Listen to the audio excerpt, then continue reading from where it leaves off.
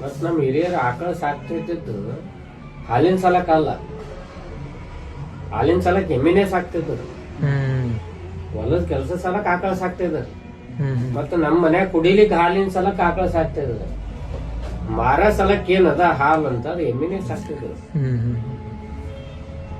ನೀವು ರೇಷ ತಗೋರಿ, ನಾವ್ ಲೆಕ್ಕ ಹಾಕಿ ನೋಡಿ.